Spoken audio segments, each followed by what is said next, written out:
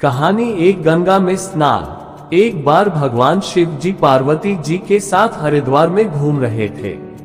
पार्वती जी ने देखा कि हजारों लोग मनुष्य गंगा में नहाकर हर हर गंगे कहते चले जा रहे हैं। तब पार्वती जी ने बड़े आश्चर्य से शिव जी से पूछा कि हे देव, गंगा में इतनी बार स्नान करने पर भी इनके पाप और दुखों का नाश क्यों नहीं हुआ?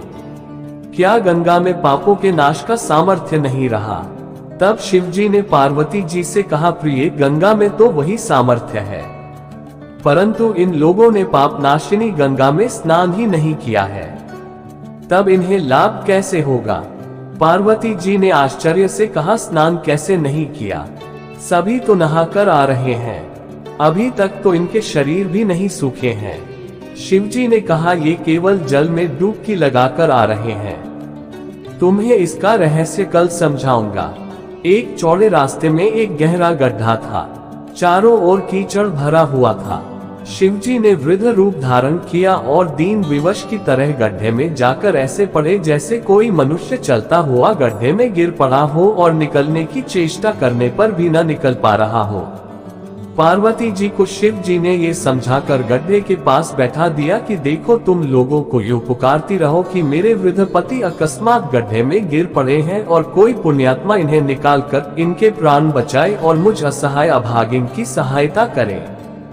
शिव जी ने कहा, जब कोई गड्ढे से मुझे निकालने को तैयार हो तब बस इतना और कह देना कि इन्हें वही छुए जो स्वयं निष्पाप हो। यदि आप निष्पाप हैं तो इनको हाथ लगाए, नहीं तो आपके हाथ जल जाएंगे। पार्वती जी गड्ढे के किनारे बैठ गईं और आने जाने वालों को शिव जी की सिखाई हुई बात कहने लगी।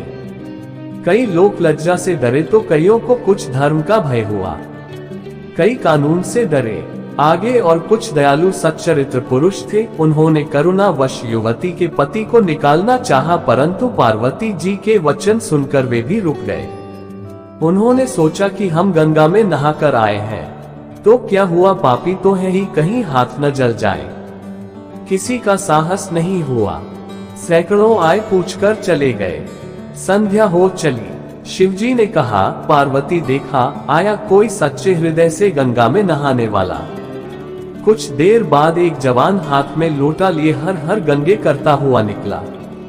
पार्वती ने उसे भी वही बात कही। युवक का हृदय करुणा से भर आया, उसने शिवजी को निकालने की तैयारी की। पार्वती जी ने रोककर कहा कि भाई, यदि तुम सर्वथा निष्पाप नहीं होगे तो मेरे पति को छूते ही जल जाओगे।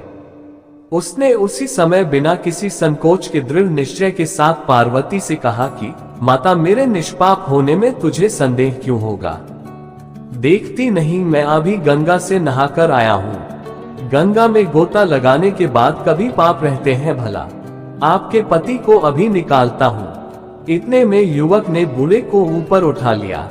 शिव पार्वती ने उसे धर्माधिकारी समझकर अपना असली स्वरूप प्रकट कर उसे दर्शन देकर कृतार्थ किया। शिवजी ने पार्वती से कहा कि इतने लोगों में से इस एक ने ही गंगा में स्नान किया है। अगर कहानी अच्छी लग रही है तो सब्सक्राइब करना न भूले।